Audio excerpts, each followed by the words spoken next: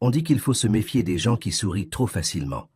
Mon fils Julien souriait beaucoup ce samedi-là, et moi, comme un idiot, j'ai souri avec lui. J'étais assis dans mon fauteuil quand Julien et cette femme, Sandra, sont entrés avec des cartons vides et des sacs poubelles noirs, un tas de sacs. Je finissais le café que je m'étais préparé ce matin-là. Je pensais encore que c'était un samedi ordinaire. Ça faisait 3 mois qu'Hélène était morte. 3 mois pendant lesquels j'avais regardé ses affaires sans pouvoir toucher à rien. La maison était telle qu'elle l'avait laissée. Je ne voulais rien déplacer. J'avais besoin de la sentir là. « On est venu faire le ménage, papa », a dit Julien avec un sourire que je ne reconnaissais pas. En 4 heures, il ne restait plus rien. Ni les rideaux qu'Hélène avait cousus, ni l'horloge de mon père, ni ma photo de mariage. Ils ont tout emporté, et je suis resté planté au milieu du salon vide, sans comprendre ce qui venait de se passer. Mais ils ne savaient pas que la caméra de surveillance avait tout enregistré. Chaque seconde, chaque mot, chaque trahison. Si cette histoire vous touche quelque part, laissez un commentaire en bas avec votre prénom et la ville d'où vous regardez cette vidéo. Ce geste simple compte vraiment, parce que c'est comme ça qu'on construit une communauté de gens qui s'écoutent et qui savent qu'ils ne sont pas seuls dans ce qu'ils traversent. Je m'appelle Marcel Perrin. J'ai 68 ans. J'ai été menuisier ébéniste pendant 42 ans, jusqu'à ce que mes mains me disent « Stop ». Maintenant je suis assis par terre dans mon propre salon, complètement vide. Il est 20 heures un samedi soir, et sur les murs il y a des rectangles plus clairs là où étaient les cadres, des rectangles parfaits qui ressemblent à des blessures ouvertes sur la peinture jaune. Je passe la main sur le sol froid, et je sens la saleté accumulée là où était le tapis rouge à fleurs brodées, celui qu'Hélène avait acheté il y a 15 ans à la brocante de la Croix-Rousse. La pièce que je détestais, mais qu'elle défendait comme si c'était un trésor. Il a disparu comme tout le reste, et je suis là à essayer de comprendre comment ma propre chair et mon propre sang m'ont fait ça. Ce matin à 10 heures, je buvais mon café quand la sonnette a retenti. J'ai ouvert. Julien était là avec ce sourire qui, depuis quelque temps, me met mal à l'aise. « Tu as bien dormi, papa ?» Il m'a serré fort dans ses bras, trop fort. Derrière lui se tenait Sandra, les bras croisés, regardant ma maison, comme si c'était une décharge. « Bonjour, monsieur Perrin », a-t-elle dit sans sourire. Elle ne sourit jamais. En 5 ans de mariage avec mon fils, je ne l'ai jamais vue sourire vraiment. Julien portait des cartons pliés sous le bras.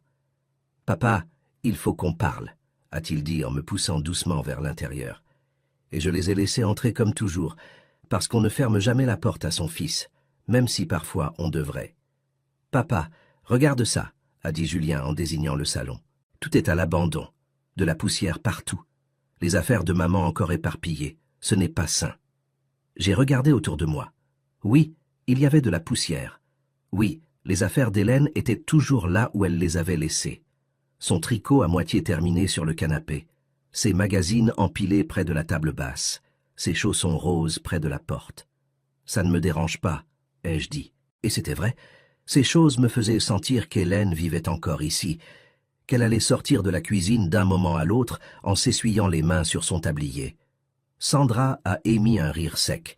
« Monsieur Perrin, vous vivez dans un musée, ce n'est pas une vie. » Et elle a sorti des sacs poubelles noirs de son sac, grands, industriels, ceux qu'on utilise pour les travaux. « On est venu t'aider à faire du tri, papa, à remettre de l'ordre, pour que tu recommences à vivre normalement. » Julien montait déjà les cartons rapidement, comme s'il l'avait répété. « Je n'ai pas besoin d'aide, mon fils, » ai-je dit en essayant de paraître ferme. Mais ma voix tremblait. « Je peux le faire moi-même quand je serai prêt. » Sandra était déjà dans la chambre. Je l'entendais ouvrir l'armoire, celle que j'avais fabriquée de mes propres mains pour Hélène quand on s'est mariés. Le bruit des portes en bois qui grinçaient m'a transpercé la poitrine. « Attends !» ai-je crié. Julien a posé sa main sur mon épaule. « Papa, assieds-toi, repose-toi, on s'en occupe. Fais-moi confiance. » Et moi, comme un idiot, je me suis assis dans mon fauteuil, celui que m'avait offert mon père, que Hélène avait retapissé 3 fois parce que je refusais de le jeter. Je me suis assis là et je les ai regardés se déplacer dans ma maison comme des vautours. Hélène avait tout propre. Chaque samedi, elle nettoyait tout, remettait tout à sa place. Elle disait que le désordre lui enlevait la paix. Et maintenant, je comprends qu'elle avait raison, parce que sans cet ordre, je me sens perdu. Mais je n'arrive pas à le faire. Je ne peux pas toucher ces affaires et les ranger comme si elles n'avaient pas d'importance, comme si elles n'avaient jamais existé. Chaque objet a sa voix, son odeur, son souvenir. Et je ne suis pas prêt pour le silence. Ça sert encore, papa. Julien levait le vase bleu que m'avait offert ma mère avant de mourir, celui qui avait une fêlure sur le bord, celui qu'Hélène remplissait de fleurs chaque dimanche.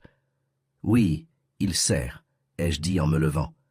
Julien, ce vase, on n'y touche pas. Il l'a regardé, l'a soupesé dans ses mains. Il est cassé, papa. Non, il a une fêlure, c'est différent. Il a soupiré, l'a enveloppé dans du papier journal et l'a mis dans un carton.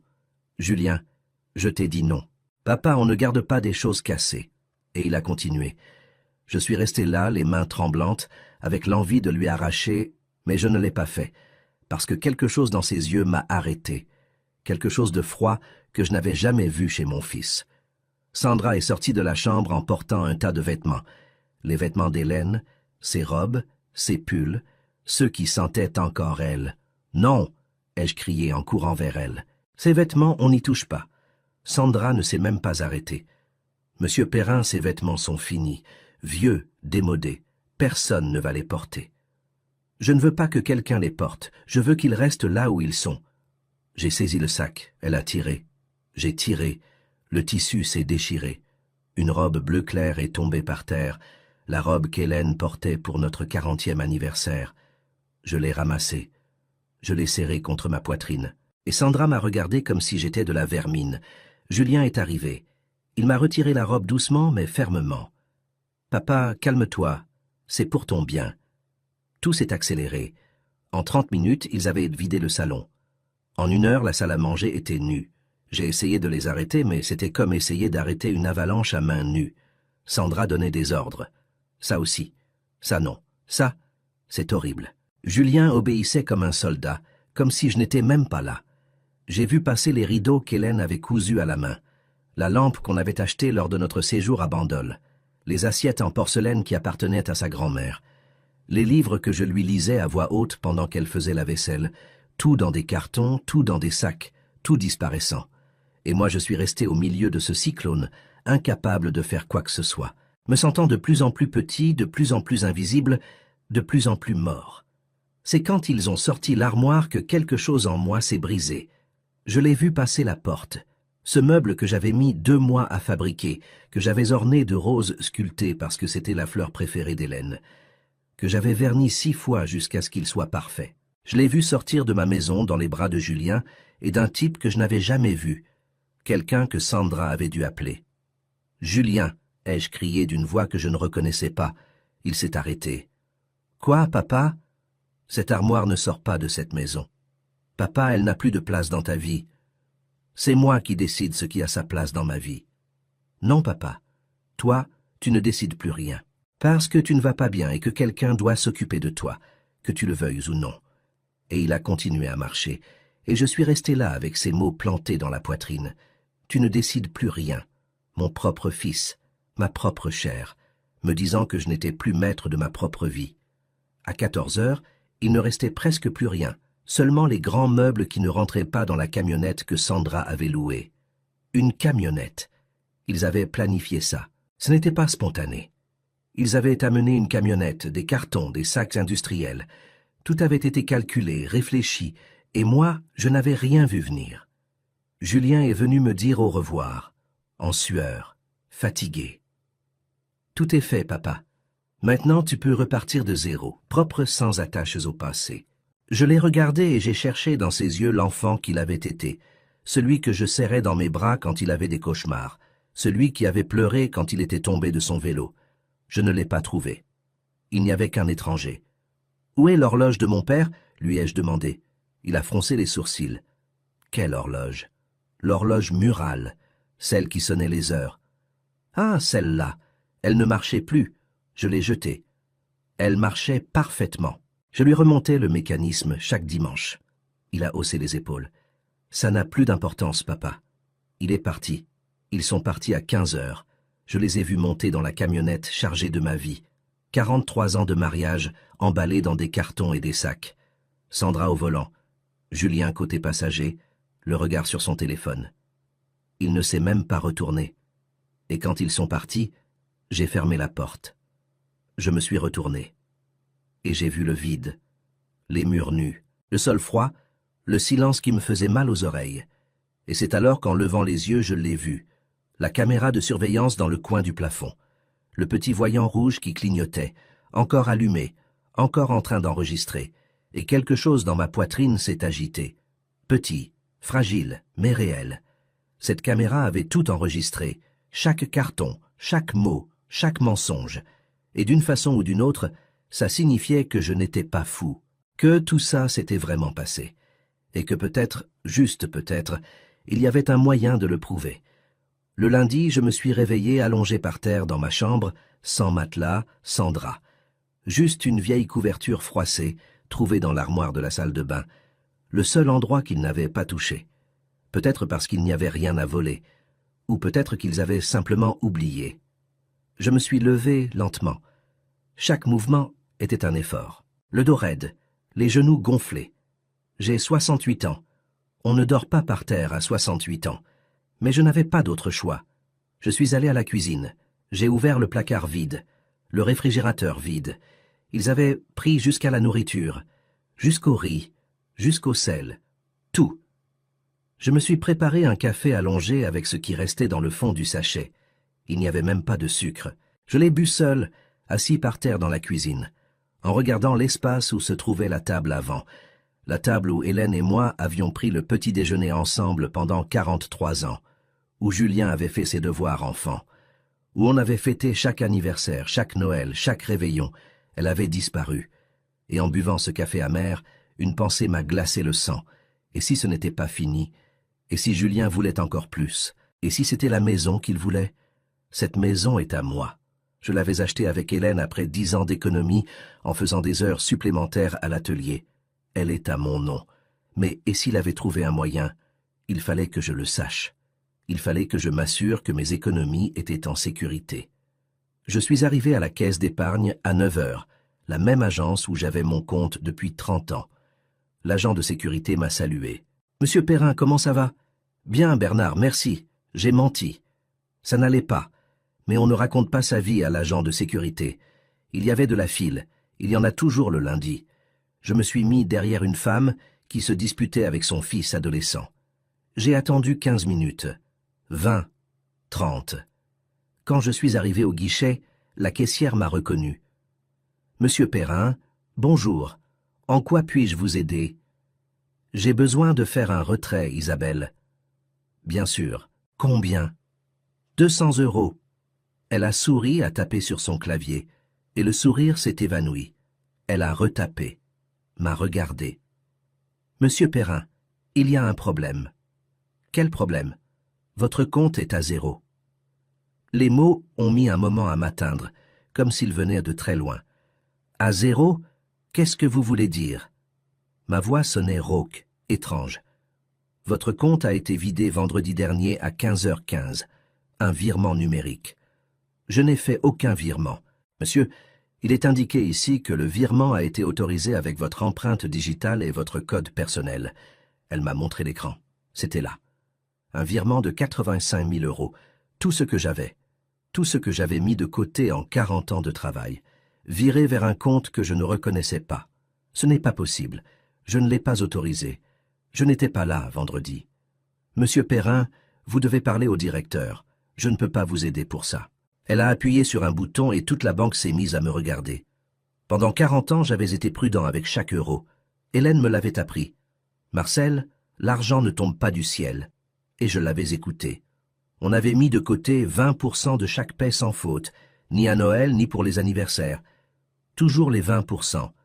Pour nos vieux jours, pour ne pas être un fardeau, pour vivre dans la dignité quand je ne pourrais plus travailler. Et maintenant, on me disait que tout avait disparu en un seul clic. Le directeur est sorti de son bureau, un jeune homme d'à peine 30 ans, costume cher, cravate bleue. Il m'a regardé comme on regarde un problème. « Monsieur Perrin, entrez, je vous prie. » Il m'a conduit dans une petite salle froide qui sentait le désodorisant bon marché. Je me suis assis sur une chaise en plastique. Il a consulté mon compte sur sa tablette. Je vois qu'il y a bien eu un virement vendredi, autorisé numériquement. Je ne l'ai pas autorisé. Monsieur Perrin, vous vivez seul? Oui. Ma femme est décédée il y a 3 mois. Vous avez un proche qui connaît vos codes? Et c'est là que j'ai tout compris. Mon fils a accès à vos comptes. Il m'a aidé à installer l'application de la caisse d'épargne sur mon téléphone il y a 2 mois. Il a dit que c'était plus pratique comme ça. Le directeur a hoché la tête comme s'il connaissait déjà toute l'histoire. Monsieur Perrin, ça arrive souvent. Les enfants aident avec la technologie et parfois il y a des malentendus. Ce n'est pas un malentendu, ai-je dit en élevant la voix. Mon fils m'a volé. Il m'a pris tout mon argent. Monsieur, je ne peux pas faire cette accusation. Ce que je vous conseille, c'est de parler à votre famille, de clarifier la situation et si c'est un délit, d'aller à la police. Vous ne pouvez rien faire. Le système indique que le virement a été correctement autorisé. Il n'y a aucune irrégularité technique. Mais je ne l'ai pas autorisé. Monsieur Perrin, s'il vous plaît, baissez la voix. Je ne vais pas baisser la voix. On m'a volé, monsieur. Si vous continuez à crier, je vais être obligé de vous demander de partir. Je me suis levé. La chaise a basculé. Bruit sec. Toute la banque s'est figée. Tous me regardaient. Le directeur s'est levé aussi. Monsieur Perrin, partez, s'il vous plaît. Et là, j'ai su que personne n'allait m'aider, que pour eux, je n'étais qu'un vieil homme bruyant, confus, sénile. Je suis sorti les jambes tremblantes. Je sentais tout leur regard dans mon dos. J'entendais les murmures. Pauvre homme, sûrement la démence. Quelle tristesse. Et chaque mot était un coup de couteau. J'ai marché vite, sans direction, sans savoir où aller. Je me suis assis sur un banc dans le square en face. J'ai sorti mon téléphone. J'ai appelé Julien. Une sonnerie. 2, 3, 4. Messagerie. Le numéro appelé est indisponible. J'ai rappelé. Messagerie. Encore. Messagerie. 5 fois, 6 fois, 7 fois. Rien. Julien ne répondait pas. Et puis j'ai vu quelque chose dans mon WhatsApp, un message de lui envoyé la nuit précédente à 23 heures. « Papa, j'espère que tu te reposes. On se parle demain. » Demain. Aujourd'hui, c'était demain. Et il n'avait pas appelé. Il n'allait pas appeler. J'ai ouvert l'application de ma banque. Je me suis connecté avec mon code. J'ai vu la transaction. Virement à Julien Perrin, mon fils, ma propre chair. Son nom était là, sans honte, sans même essayer de le cacher. Il m'avait volé et n'avait même pas cherché à camoufler, comme s'il en avait le droit, comme si cet argent lui appartenait. J'ai consulté d'autres transactions. Il y en avait une du jeudi, 2 jours avant de vider ma maison. 1 000 € vers le même compte. Et une autre du mercredi, 700 €. Ce n'était pas un coup de tête. C'était planifié depuis des semaines, peut-être des mois. Pendant que j'étais en deuil d'Hélène, pendant que j'essayais de survivre à chaque journée, mon fils planifiait comment me voler tout ce que j'avais. Je suis resté assis là, je ne sais pas combien de temps. J'ai vu passer un père avec son fils. Le petit devait avoir 6 ans. Il marchait main dans la main. Le père lui a acheté une glace. Le gamin a ri. Et le père le regardait avec un amour tel que ça m'a brisé l'âme. C'est comme ça que je regardais Julien. C'est comme ça que je jouais avec lui, que je le protégeais. Et maintenant, ce même enfant m'avait effacé, m'avait borné comme si je n'avais jamais existé, comme si ces années ne signifiaient rien. J'ai sorti mon portefeuille. Il me restait 40 €. C'était tout. 40 € pour survivre. Je ne savais pas combien de temps. Je ne savais pas comment j'allais manger, payer les factures, vivre.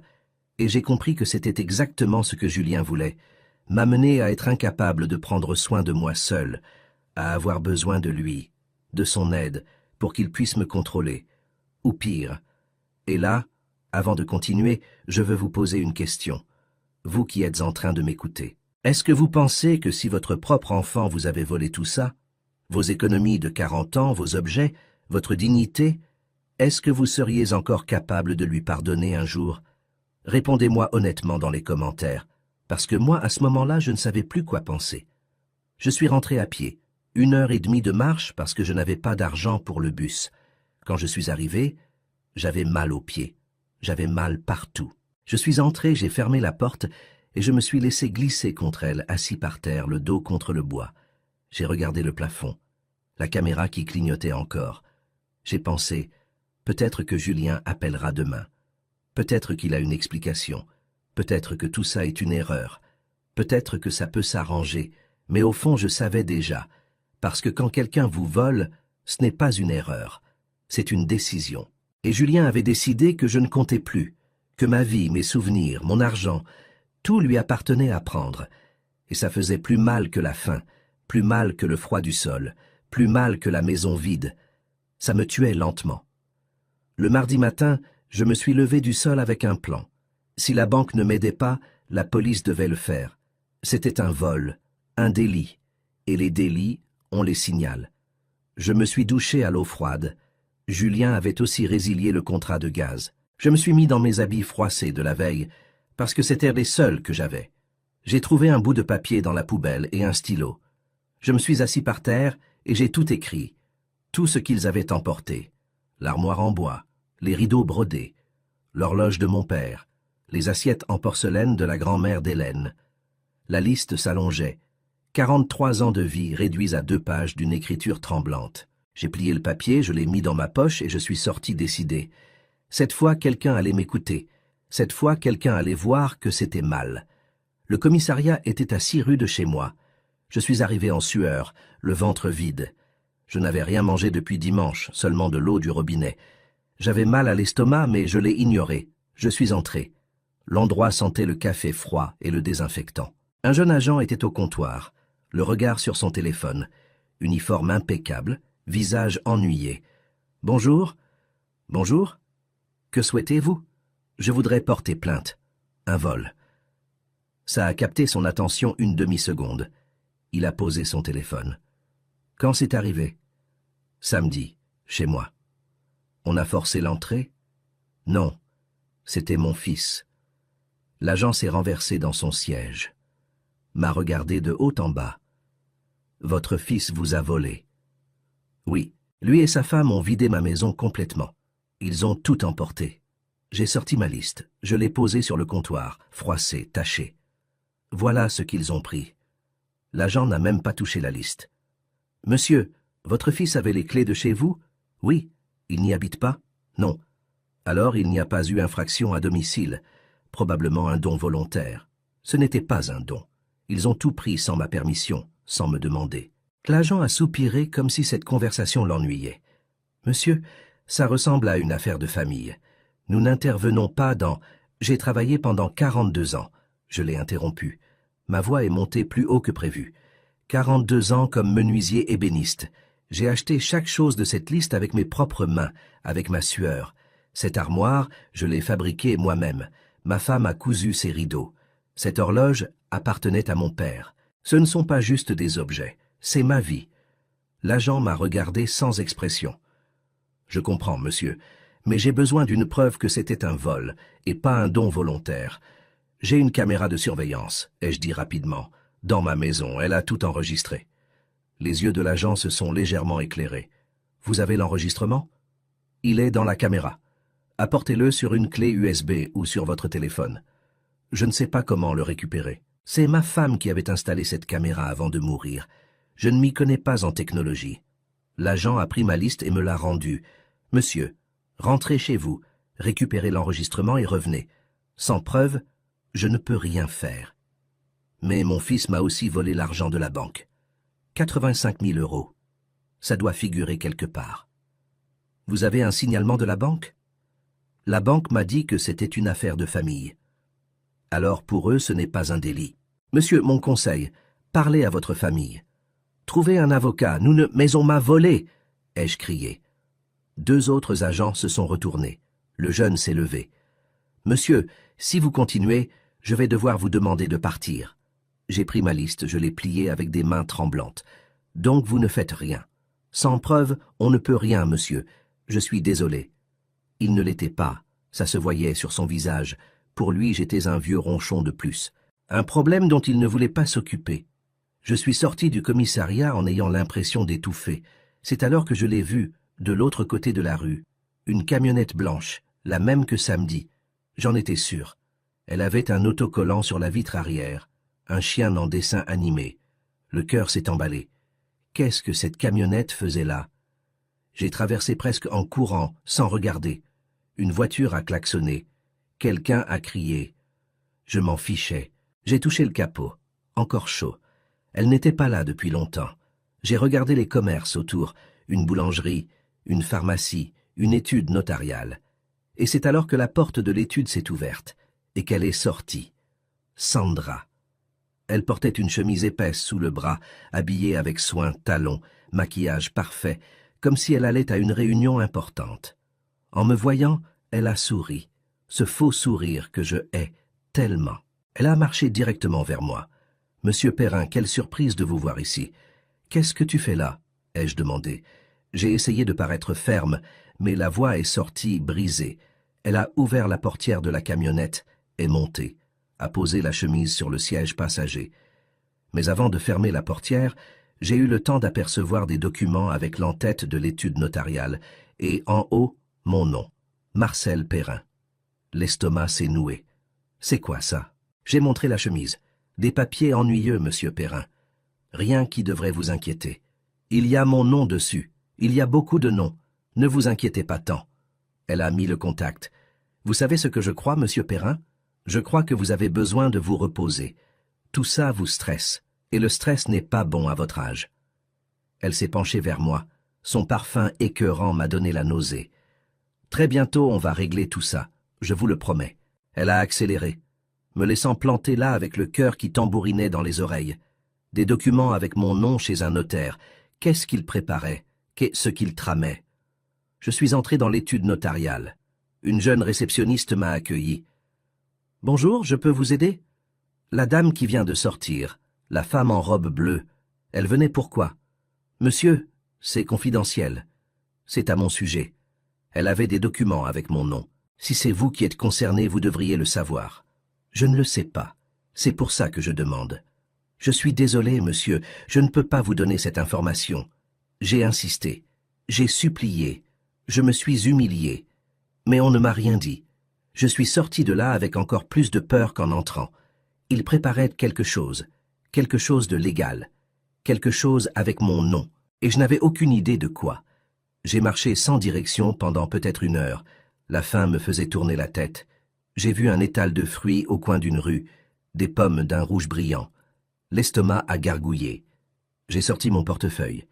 Il me restait 30 €. J'ai acheté 2 pommes pour 3 €. Je les ai mangées là, debout dans la rue, vite, en avalant à peine. C'était délicieux. Quand j'ai terminé, je me sentais encore plus affamé, comme si mon corps venait de se souvenir ce qu'était manger et exigeait maintenant davantage. J'ai continué à marcher. Je suis passé devant un dépôt-vente de meubles, et quelque chose dans la vitrine m'a figé net. Une armoire en bois avec des roses sculptées à la main. Mon armoire, celle que j'avais fabriquée, celle que Julien avait emportée. Elle était là, à la vente, avec une étiquette, pièce artisanale ancienne, 800 €. Je suis entré comme dans un rêve. Cette armoire, ai-je dit au vendeur, un homme corpulent avec une moustache. D'où vous la tenez? Je l'ai achetée hier, un jeune me l'a vendue. Bonne affaire. Cette armoire est à moi. À vous? Je l'ai fabriquée de mes propres mains. On me l'a volée samedi. Monsieur, je l'ai achetée légalement. J'ai un reçu. Ce jeune m'a dit qu'elle lui appartenait. Il m'a montré sa carte d'identité, tout légal. Je peux la voir? Je m'en suis approché. J'ai passé les doigts sur le bois, sur les roses que j'avais sculptées avec tant de soin. Chaque pétale, chaque feuille. Je pouvais encore sentir l'effort, les heures, l'amour que j'y avais mis. Combien vous voulez? 800 €, comme l'étiquette. Il me reste 27 €. Je ne peux pas vous le payer. Alors je ne peux pas vous le donner, monsieur. Mais c'est à moi. Plus maintenant, monsieur. À présent, c'est à moi. Et si vous ne l'achetez pas, quelqu'un d'autre le fera. Je suis sorti avec les larmes qui brûlèrent les yeux. Mon armoire, celle que j'avais faite pour Hélène, vendue comme une vieillerie. Et moi, sans pouvoir rien faire. J'ai continué à marcher, abasourdi. Je suis passé par un parc. Un homme était assis sur un banc avec un petit enfant. Le gamin devait avoir 5 ans. Il mangeait une glace. Le père essuyait la bouche du petit avec une serviette. L'enfant riait, et le père le regardait avec un amour tel que ça m'a déchiré l'âme. C'est comme ça que je regardais Julien. C'est comme ça que je jouais avec lui, que je le soignais. L'homme m'a vu les regarder. Il m'a souri. Un geste gentil. Je n'ai pas réussi à lui rendre son sourire. J'ai juste continué à marcher, chargé du poids de tout ce que j'avais perdu. Je suis rentré à la nuit tombée. J'ai ouvert la porte avec ma nouvelle clé. Je suis entré. J'ai fermé. J'ai mis le verrou, et je me suis laissé glisser contre la porte. Le sol froid contre mon dos, le silence qui écrasait. Et pour la première fois depuis que tout ça avait commencé, j'ai pensé, peut-être que je mérite ça. Peut-être que j'ai été un mauvais père. Peut-être que je n'ai pas donné à Julien ce dont il avait besoin. Peut-être qu'Hélène avait raison quand elle disait que je travaillais trop, que je n'étais jamais là, que je ratais les moments importants. Et si c'était ma punition, peut-être que je devais simplement accepter. Peut-être que je devais laisser Julien faire ce qu'il voulait, parce qu'au fond, quel droit avais-je de me plaindre? Mais alors, dans l'obscurité, j'ai vu le petit voyant rouge de la caméra, toujours en train de clignoter, toujours là, et quelque chose dans ma poitrine s'est durci. Non, ce n'était pas une punition méritée, c'était de la méchanceté humaine, et je ne méritais pas d'être effacé. Le mercredi, je me suis réveillé avant l'aube. Je ne pouvais pas dormir. La faim me réveillait toutes les 2 heures. J'avais mal partout. Mais il fallait que je fasse quelque chose. Je ne pouvais pas rester allongé à attendre que Julien finisse de me détruire. J'ai pensé à qui pouvait m'aider. J'ai passé en revue tout le monde que je connaissais, et il en restait si peu. Hélène était celle qui entretenait les amitiés, qui invitait les gens, qui organisait les repas. Moi, je ne faisais que travailler. Mais il y avait quelqu'un, Madame Colette, la voisine, la meilleure amie d'Hélène depuis 20 ans. Si quelqu'un allait me croire, c'était elle. Je me suis lavé le visage, peigné avec les doigts, et je suis sorti quand le soleil commençait à peine à pointer. La maison de Madame Colette était à 3 portes, jaunes avec des géraniums à l'entrée. J'ai sonné, j'ai attendu, j'ai entendu des pas. La porte s'est ouverte juste une fente. L'œil de Madame Colette est apparu. « Monsieur Perrin. »« Madame Colette, bonjour. Je peux entrer ?» Elle n'a pas retiré la chaîne de sécurité. « De quoi avez-vous besoin, monsieur Perrin? Il est très tôt. J'ai besoin de vous parler, c'est urgent. Il s'est passé quelque chose? » « Oui. Julien. Lui et Sandra m'ont volé. Ils ont vidé ma maison, tout emporté. Et personne ne me croit. J'ai besoin que vous. » Elle m'a interrompu. Sa voix était froide, étrange. Julien est venu me voir. Le cœur s'est effondré. Quand? Dimanche. Il m'a tout raconté. Tout? Oui. Il m'a dit que vous étiez très confus ces derniers temps, que vous oubliez les choses, que parfois vous ne saviez plus quel jour on était, que vous voyez des choses qui n'existent pas. C'est faux, Madame Colette. Il m'a montré des messages, Monsieur Perrin. Des messages que vous lui auriez envoyés. Il disait que vous entendiez Hélène, que vous lui parliez la nuit. Je n'ai jamais écrit ces messages. Je les ai vus de mes propres yeux sur le téléphone de Julien. Alors il les a inventés. Madame Colette, vous me connaissez. Vous connaissiez Hélène. Vous savez que je ne suis pas fou. Elle a secoué la tête lentement. Monsieur Perrin, perdre Hélène a été très dur pour nous tous. Mais vous ne le vivez pas bien, et c'est normal, c'est compréhensible. Mais vous avez besoin d'aide. Hélène et Madame Colette prenaient le café ensemble tous les après-midi. Pendant 20 ans, elles s'étaient tout dit. Elles avaient ri ensemble, pleuré ensemble. Et maintenant, Madame Colette me regardait comme un étranger. Julien m'a dit qu'ils étaient venus vous aider, faire du rangement dans la maison, et que vous êtes devenu agressif, que vous avez failli le frapper. Ce n'est pas vrai. Est-ce que ce n'est pas vrai ou est-ce que vous ne vous en souvenez plus? Madame Colette, s'il vous plaît, on m'a volé. Tout est sur la caméra de surveillance. Elle a tout enregistré. Elle a commencé à fermer la porte. Julien fait ce qu'il faut, il prend soin de vous, il vous protège. Parfois les enfants doivent prendre des décisions difficiles pour leurs parents. Des décisions. C'est comme ça qu'on appelle le vol maintenant? Ce n'est pas un vol si c'est pour votre bien. Madame Colette, s'il vous plaît, attendez. Elle a fermé la porte. J'ai entendu le verrou. Et je suis resté là en sentant qu'une autre porte se fermait. Pas seulement celle de sa maison, mais celle de tout espoir d'être aidé. J'ai marché sans but. Et puis j'ai pensé à André, mon collègue de l'atelier. 30 ans à travailler côte à côte. On était amis, ou du moins je le croyais. Sa maison était loin, 12 rues, peut-être plus, mais je n'avais pas d'autre option. J'ai commencé à marcher. Le soleil était déjà haut, il faisait chaud. Je n'avais rien mangé depuis les 2 pommes. Les jambes tremblaient. Mais j'ai continué. Il le fallait. Je suis arrivé après 1 heure, en sueur, étourdi. J'ai sonné. C'est Martine, la femme d'André, qui a ouvert. Monsieur Perrin. Martine, bonjour. André est là? Elle avait l'air gênée. Il est à l'intérieur, mais j'ai besoin de lui parler. C'est important. Monsieur Perrin, André m'a dit que si vous veniez... Quoi? Qu'il ne pouvait pas vous recevoir. J'ai eu l'impression de me noyer. Pourquoi? Je suis désolé, ce sont ses instructions. Martine, s'il vous plaît, juste 5 minutes. Elle a secoué la tête. Je suis désolé, monsieur Perrin, prenez soin de vous. Et elle a fermé la porte. Je n'avais même pas eu le temps d'expliquer. J'ai sonné à nouveau. André, André, je sais que tu es là. S'il te plaît. Rien. J'ai sonné plus fort. André, on a travaillé ensemble pendant 30 ans. 30 ans. Ça ne compte pour rien. La porte s'est ouverte. Mais ce n'était pas Martine. C'était André, le visage dur, contrarié. Marcel, va-t'en. André, j'ai besoin de ton aide. Je ne peux pas t'aider. Pourquoi?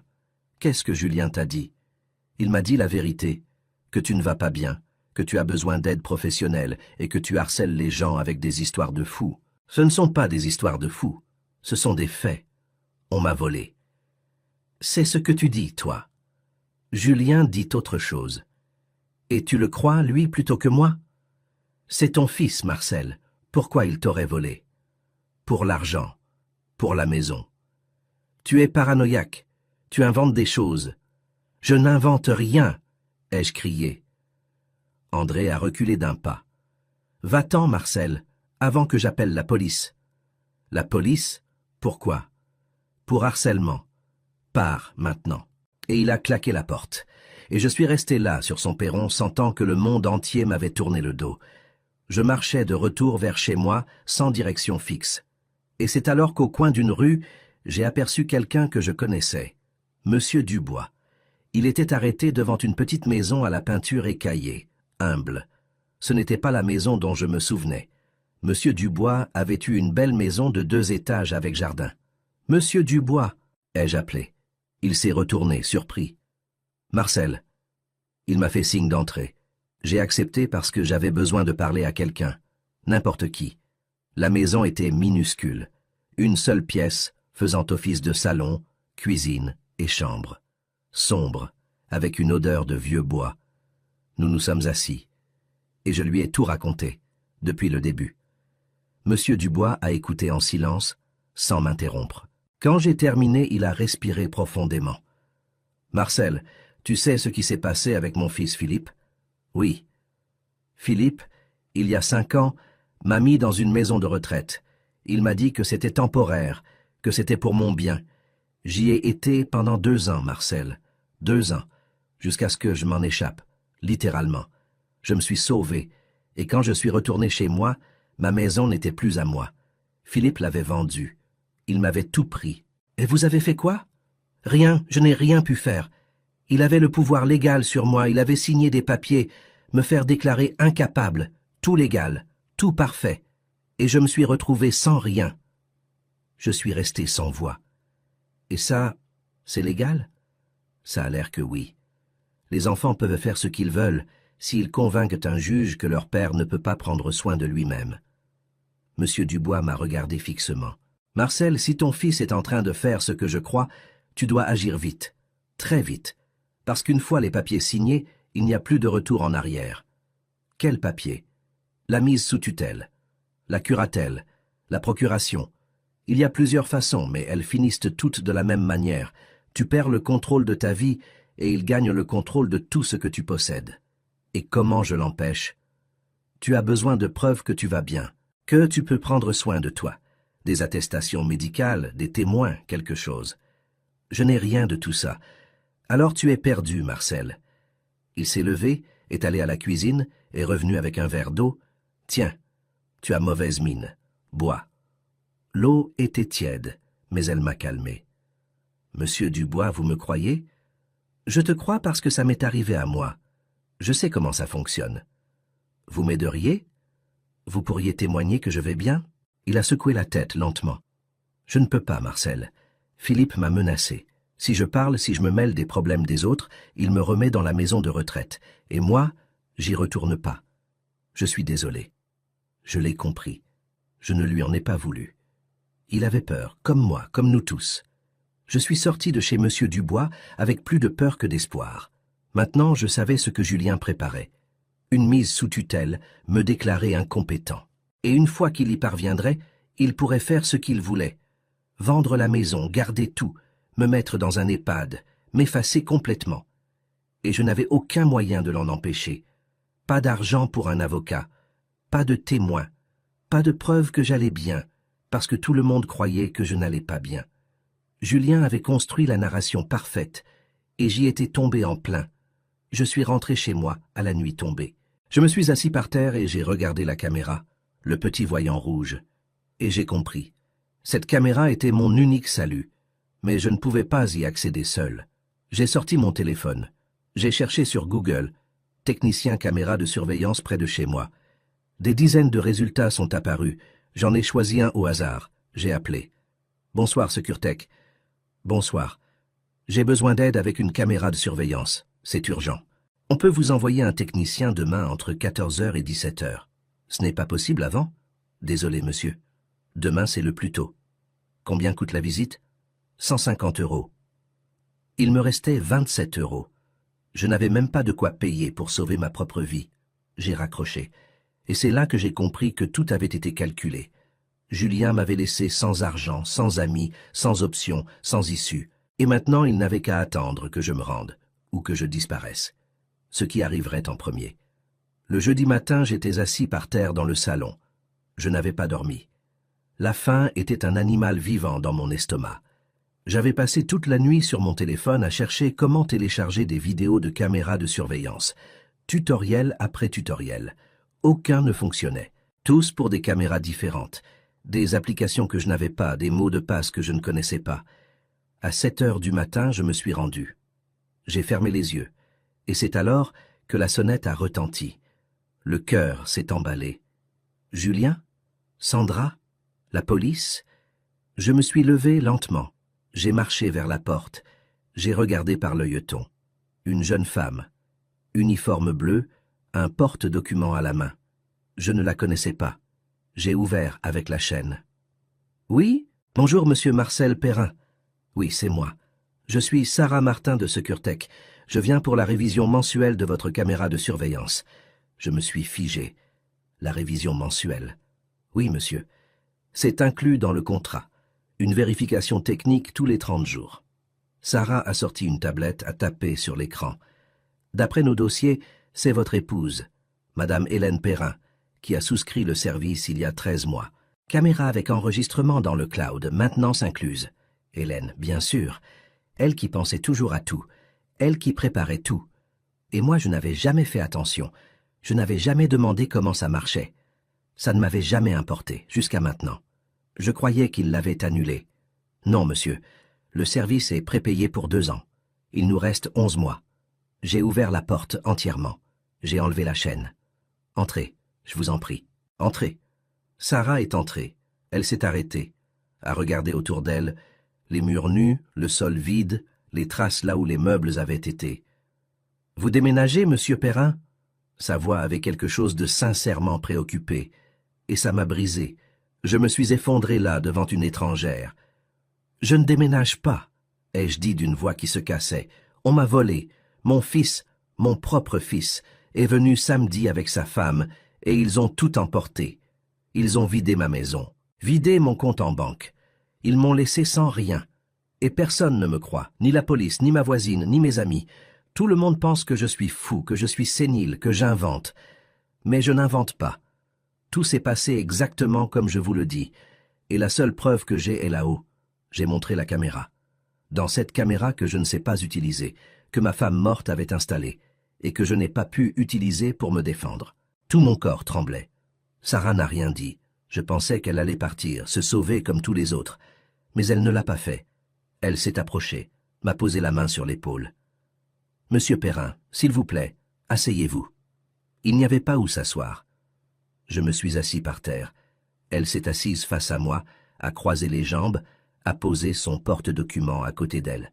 « Racontez-moi tout, depuis le début. » Et je lui ai tout raconté, chaque détail. Le samedi, les cartons, Sandra, l'armoire, la robe d'Hélène, la banque, la police, l'étude notariale, les voisins. André, Monsieur Dubois, tout. J'ai parlé pendant 20 minutes sans m'arrêter. Sarah a écouté sans interrompre, sans juger. Quand j'ai terminé, elle a hoché la tête lentement. « Monsieur Perrin, je peux récupérer cet enregistrement. » Ma voix est sortie désespérée.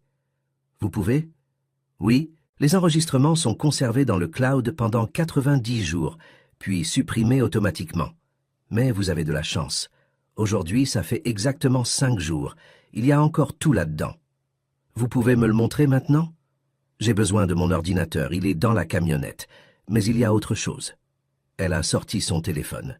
« Je vais faire quelque chose que techniquement je ne devrais pas faire. Je vais vous donner l'accès complet au compte, l'identifiant et le mot de passe, pour que vous puissiez entrer quand vous voulez, voir les enregistrements, les télécharger, tout ce dont vous avez besoin. » « Pourquoi ?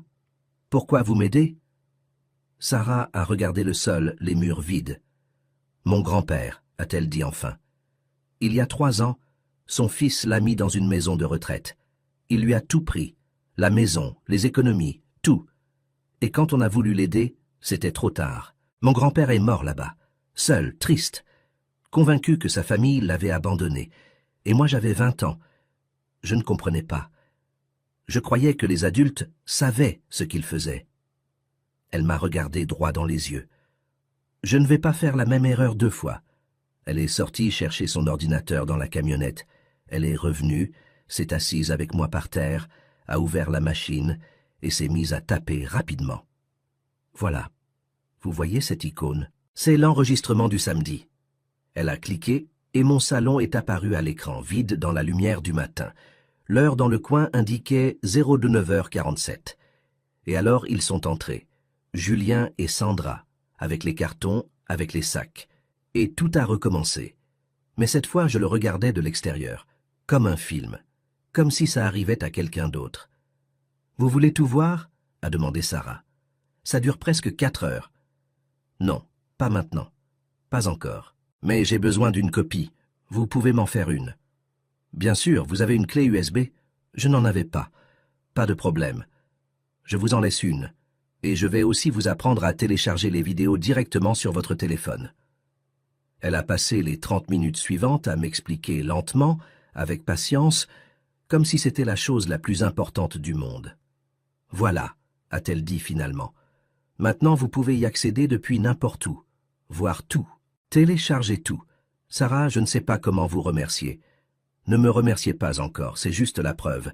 Maintenant, il faut faire quelque chose avec elle. » « Quoi ? Trouver un avocat. Pas la police. Un avocat. Quelqu'un de spécialisé en droit de la famille. Et lui montrer ça. Je n'ai pas d'argent pour un avocat. » Sarah a froncé les sourcils. Elle a réfléchi un moment. « Laissez-moi passer quelques appels. Je connais des gens. Peut-être que quelqu'un peut vous aider pro bono ou avec un tarif réduit. Tu ferais ça ? » « Oui. » Elle s'est levée, a rangé son ordinateur. « Monsieur Perrin, demain je reviens avec des informations, avec des noms, avec quelque chose. Ne vous rendez pas. Vous m'entendez ? Ne vous rendez pas. » Et elle est partie, me laissant là dans le salon vide, avec la clé USB rouge dans la main, petite, mais qui contenait tout, la vérité. Mon salut. Et pour la première fois depuis des jours, j'ai senti quelque chose de petit, de fragile, mais de réel, de l'espoir. Cet après-midi-là, je n'ai fait qu'une seule chose. Regarder la clé USB, rouge, petite, mais qui contenait tout. Je l'ai connectée à mon téléphone avec l'adaptateur que Sarah m'avait laissé. J'ai ouvert la vidéo, et je me suis forcé à la regarder, les 4 heures entières. J'ai vu Julien emballer les affaires d'Hélène sans ménagement, les jeter, rire. J'ai vu Sandra essayer les bijoux d'Hélène devant le miroir du couloir, se tourner dans tous les sens, s'admirer. J'ai vu quand ils ont emporté l'armoire, j'ai vu le moment où je les ai suppliés de ne pas le faire, et j'ai vu mon image, brisée, suppliante, pathétique. C'est comme ça que j'avais l'air. C'est à quel point j'étais anéanti. J'ai continué à regarder. Et puis est arrivée une partie dont je ne me souvenais pas. Julien et Sandra dans la cuisine parlant à voix basse, croyant que je ne pouvais pas les entendre, parce que j'étais dans la chambre, allongé sur le lit vide d'Hélène, à pleurer. « Tu as signé les papiers ?» a demandé Sandra. « J'ai rendez-vous à l'étude notariale demain, je les dépose lundi. » Et s'il refuse? Il ne pourra pas refuser. J'ai tout, les faux messages, les témoignages des voisins, le certificat médical. Quel certificat médical? J'ai payé 1000 € au docteur Ramirez. Il a signé un document disant que mon père souffre de démence sénile avancée, qu'il n'est pas en mesure de prendre des décisions, qu'il a besoin de soins permanents. Sandra a ri. Tu es un génie. Non, juste pragmatique. Dans 2 mois, il sera à l'EHPAD Les Tilleuls et cette maison sera à nous. J'ai déjà parlé à un acheteur. Il nous en offre 300 000. On se le partage à moitié. Et ton père, qu'est-ce qu'il devient? Il sera bien là-bas. Il aura à manger, un toit. Qu'est-ce qu'il lui faut de plus? Le sang s'est glacé dans mes veines. J'ai mis la vidéo en pause. J'ai rembobiné. J'ai réécouté. J'ai payé 1000 € au docteur Ramirez. Un certificat médical falsifié. C'était ça les documents que j'avais vus à l'étude notariale. Des papiers pour me faire déclarer incapable, pour me voler la maison, pour m'effacer. J'ai continué à regarder. Et il y avait une autre scène. Julien seul. J'étais allé dans le jardin, je ne me souviens plus pourquoi, et lui avait pris mon téléphone posé sur la table. Il l'a déverrouillé. Mon code était simple, la date de naissance d'Hélène. Julien la connaissait. Il est entré dans WhatsApp et a commencé à s'envoyer des messages depuis mon téléphone. Hélène me parle. Je l'entends la nuit. Je sais qu'elle est là. Elle me dit des choses, message après message, tous datés de 3 semaines auparavant. Puis il les a effacés de mon téléphone. Mais ils sont restés dans le sien, comme preuve de ma supposée folie.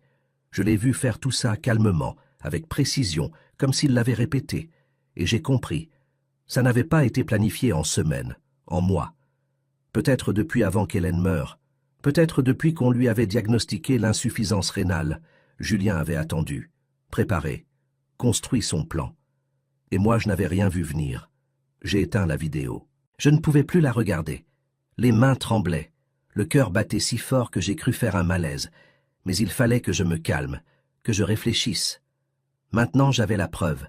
Réelle, irréfutable. J'avais Julien qui avouait lui-même. J'avais le certificat médical falsifié. J'avais tout. Mais est-ce que ce serait suffisant? Est-ce qu'on me croirait enfin? Je me suis allongé par terre, j'ai fermé les yeux, et j'ai pensé à Hélène, à ce qu'elle dirait. Ne te rends pas, Marcel, ne te rends jamais. Et j'ai souri, un sourire petit et triste, parce qu'Hélène savait toujours que j'avais besoin d'être poussé, que j'étais parfois lâche. C'est pour ça qu'elle avait installé cette caméra, pas pour la sécurité, mais pour moi. Comme si elle avait su que j'en aurais besoin un jour, comme si elle avait vu venir ce dont Julien était capable, et elle m'avait laissé un moyen de me défendre, même après s'en être allée. Hélène veillait encore sur moi. Le vendredi matin, Sarah est revenue. Elle a sonné à 9 h pile. Je l'attendais déjà debout. J'ai ouvert. Elle est entrée avec un petit sourire. Vrai. Monsieur Perrin, j'ai des nouvelles. Bonnes? Ça dépend. J'ai trouvé un avocat. Il s'appelle David Laurent. Il est bon, très bon. Il se spécialise dans les cas de maltraitance des personnes âgées, et il a accepté de vous voir. Combien prend-il? Rien pour l'instant. Il a dit qu'il voulait d'abord voir la preuve. Si le dossier est solide, il travaillera au résultat, c'est-à-dire qu'il n'est payé que si vous gagnez. Quand puis-je le voir? Aujourd'hui à 15 h, dans son cabinet. Elle m'a donné l'adresse, je l'ai enregistrée sur mon téléphone. Sarah et toi, merci. Ne me remerciez pas encore. Allez-y, et apportez la clé USB. J'ai passé le reste de la matinée à me préparer.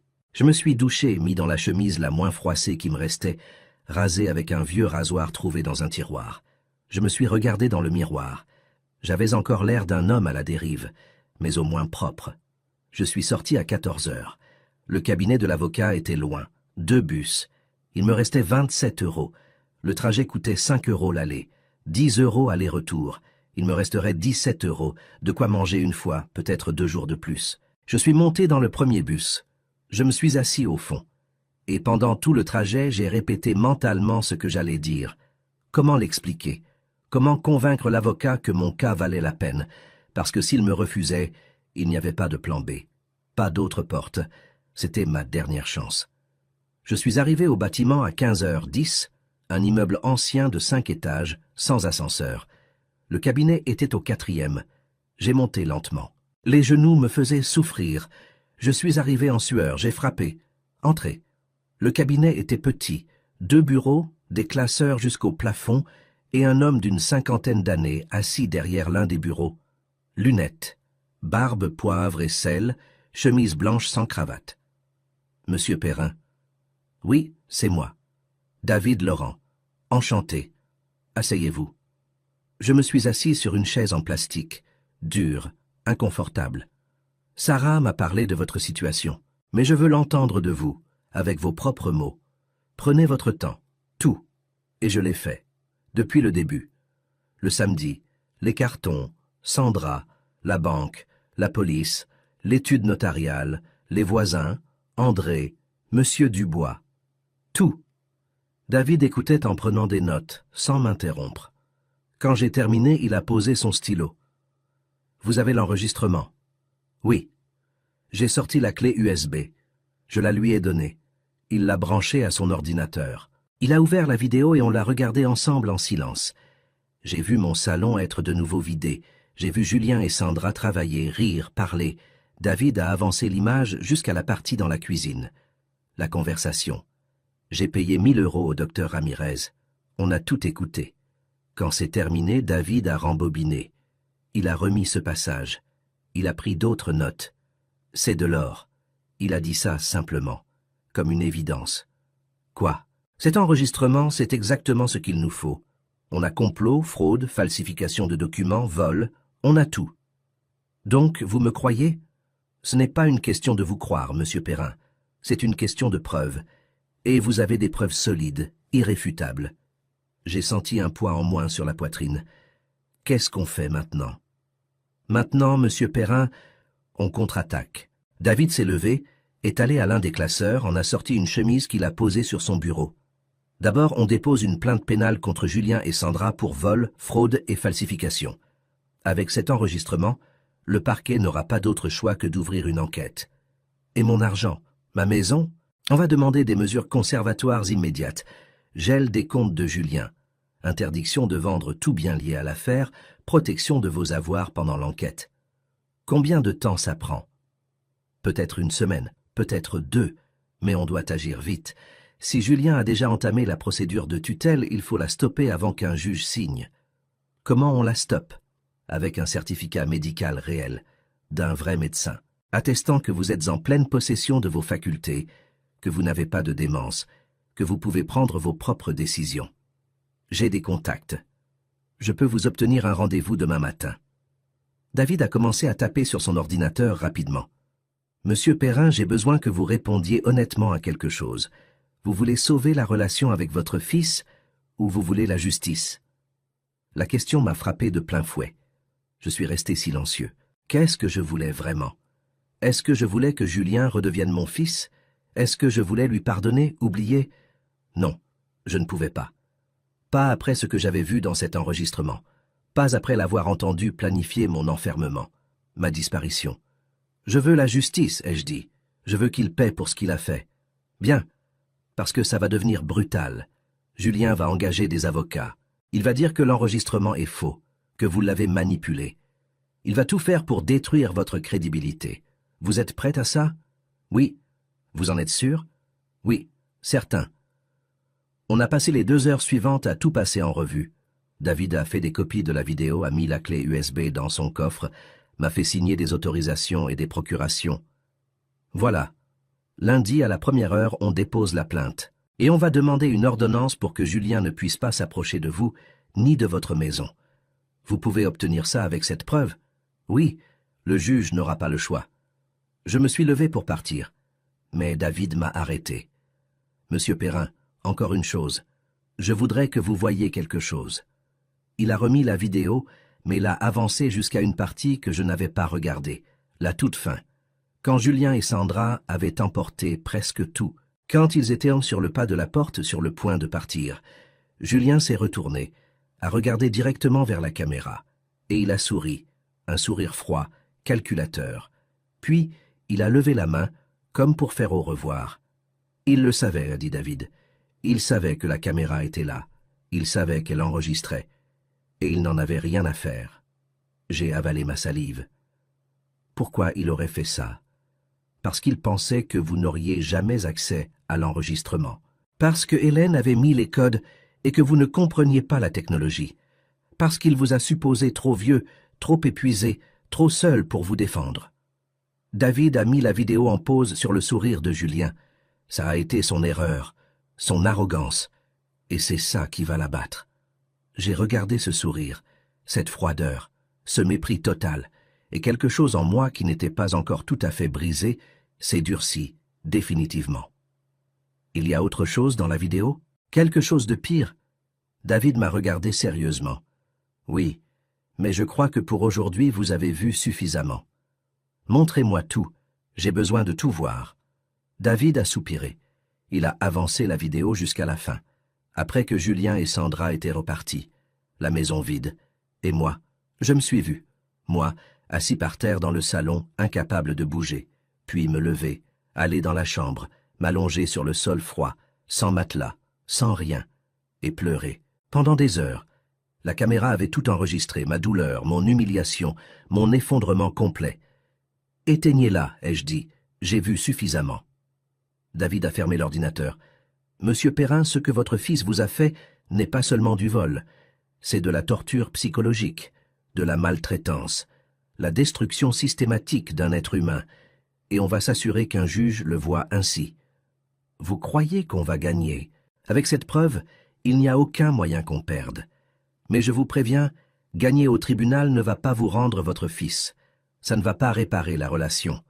Elle est brisée, probablement pour toujours. » Je suis sorti du cabinet de David en me sentant différent, plus fort, mais aussi plus triste, parce que maintenant je savais avec une certitude absolue que Julien ne m'aimait pas, que peut-être il ne m'avait jamais aimé, ou peut-être que c'était réel une fois quand il était enfant, et que quelque chose avait changé, quelque chose que je n'avais pas vu, quelque chose que j'avais provoqué, ou peut-être que mon fils était simplement devenu quelqu'un que je ne connaissais pas.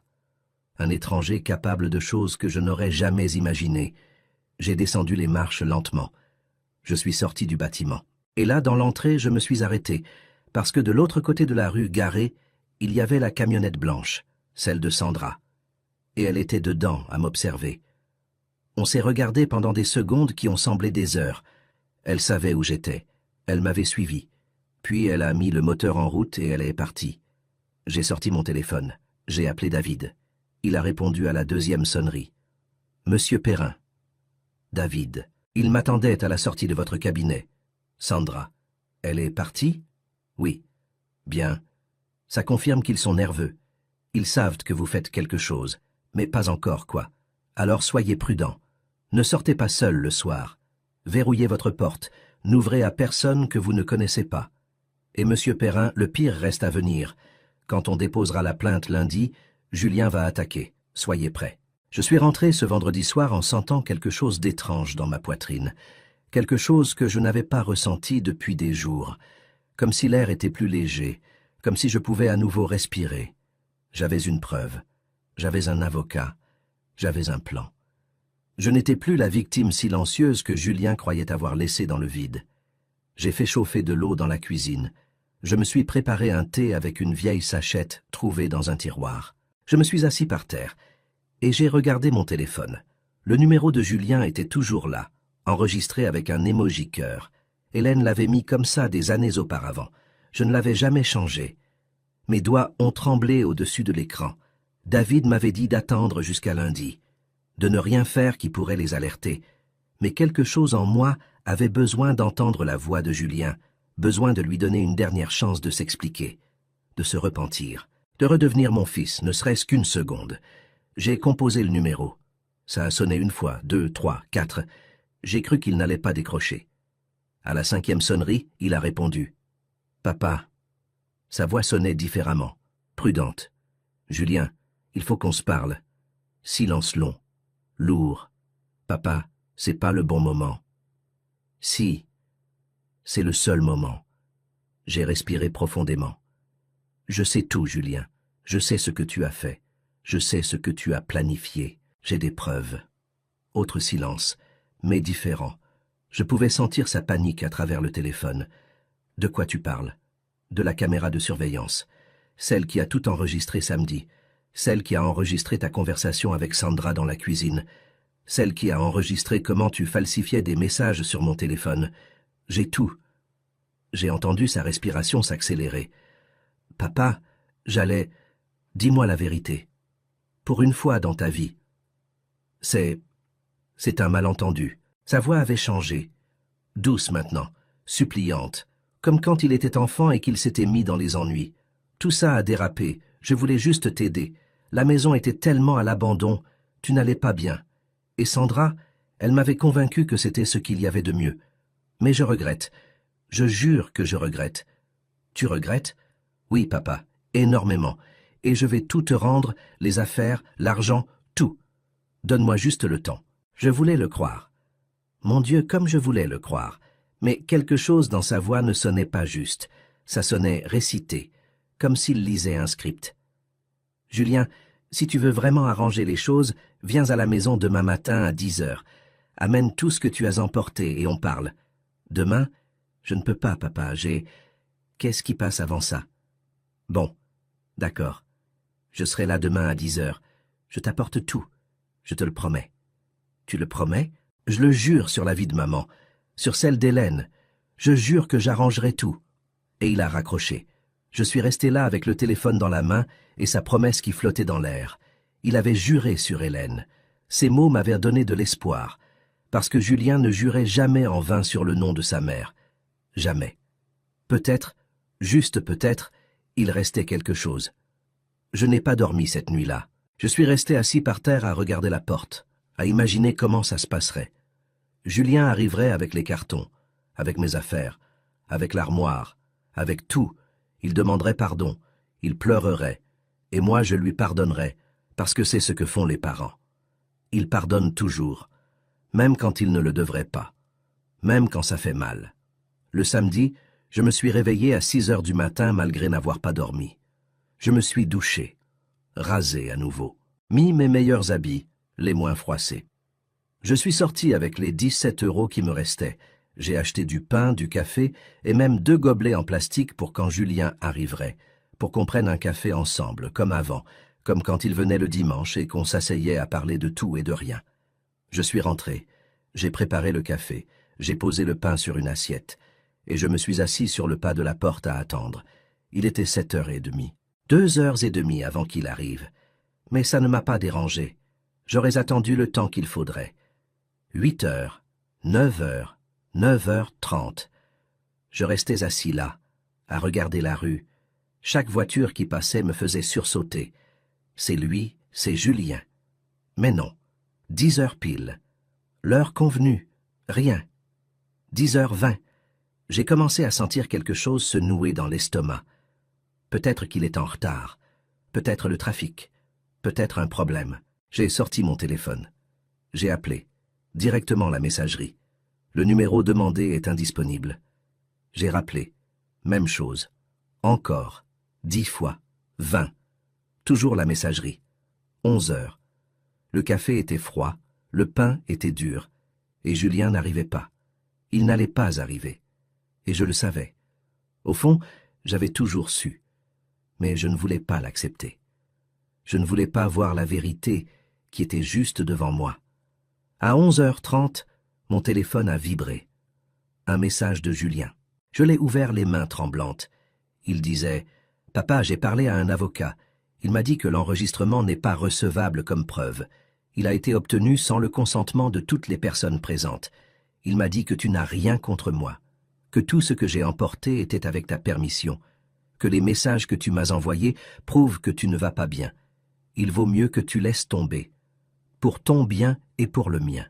Ne me contacte plus. » J'ai lu le message 3 fois, 4, 5. Les mots se sont brouillés, ont disparu, sont revenus. Tu n'as rien contre moi.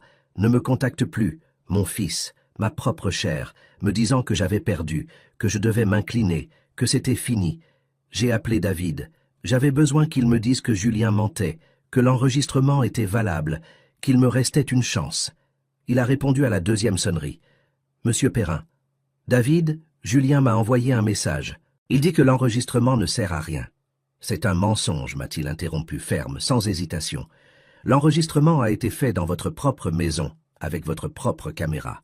Vous n'avez besoin du consentement de personne. Il est complètement légal et parfaitement recevable devant n'importe quel tribunal. Vous en êtes certain? Absolument. L'avocat de Julien lui a menti. Ou Julien vous ment à vous. Probablement les deux. C'est une tactique d'intimidation. Rien de plus. J'ai raccroché. Et je me suis assis par terre, le dos contre le mur. Et là j'ai compris, vraiment compris. Julien n'avait jamais eu l'intention de revenir. L'appel du vendredi était du théâtre. Ses excuses, des mensonges. Sa promesse, un piège. Il m'avait fait attendre toute la journée. Il m'avait laissé espérer. Il m'avait fait croire qu'il restait quelque chose de mon fils là-dedans, juste pour me détruire à nouveau, juste pour me montrer qu'il contrôlait tout, que j'étais une marionnette et lui le marionnettiste. Et le pire, c'est que ça avait fonctionné. J'étais tombé dedans comme un idiot, comme un vieil homme désespéré qui s'accroche à tout. J'ai fermé les yeux. J'ai vu Julien à 5 ans, en train de pleurer parce qu'il était tombé de son vélo, et moi là, à lui nettoyer le genou, à lui essuyer les larmes. Calme-toi, fiston. Papa est là, et lui qui me serrait fort, comme si j'étais son héros, son protecteur, son monde entier. Quand cet enfant était-il devenu l'homme qui venait de me briser avec un message de texte? J'ai ouvert les yeux, j'ai regardé mon téléphone, le message encore là. Ne me contacte plus. Et quelque chose en moi s'est brisé. Mais ce n'était pas de la tristesse, ce n'était pas de la douleur, c'était de la colère. Une colère pure, brûlante, dévastatrice. Julien pensait que je n'avais rien contre lui, que j'étais seul, abattu, vaincu. Mais il se trompait, parce que maintenant je ne voulais plus lui pardonner. Je ne voulais plus sauver la relation. Je ne voulais plus récupérer mon fils, parce que ce fils n'existait plus. Peut-être qu'il n'avait jamais existé vraiment. Ce qui restait, c'était un étranger. Et la seule chose qui me restait à faire, c'était de le faire payer. Le dimanche matin, quelqu'un a sonné tôt, très tôt, 7 heures. J'ai regardé par l'œilleton. C'était Sarah. J'ai ouvert. « Bonjour, monsieur Perrin. J'ai amené quelqu'un. Quelqu'un que vous avez besoin de connaître. » Elle s'est décalée. Derrière elle est apparu un homme d'une 50aine d'années, costume sombre, cravate bleue, mallette en cuir à la main. C'était David. « Monsieur Perrin, je sais qu'on avait dit lundi. Mais il s'est passé quelque chose et j'ai dû venir aujourd'hui. On peut entrer ?»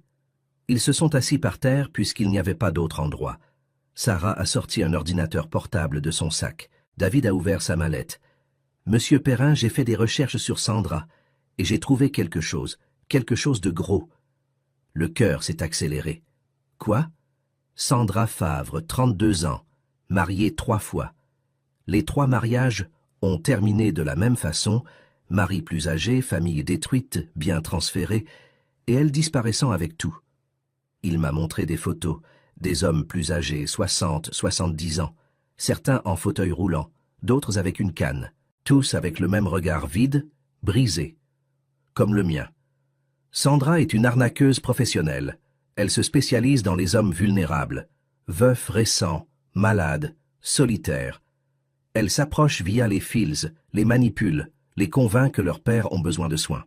Et ensuite elle les dépouille de tout. Il y a plus. Sandra a un réseau. Elle travaille avec un avocat, Maître Castillon, un notaire, Jacques Pinard, et un médecin, le docteur Ramirez.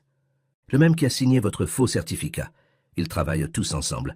C'est une opération coordonnée, et ils ont détruit au moins 7 familles en 5 ans. Sarah a ouvert son ordinateur portable. Elle a entré dans les réseaux sociaux. Regardez ça. C'était le profil Instagram de Sandra, privé, mais Sarah y avait accès.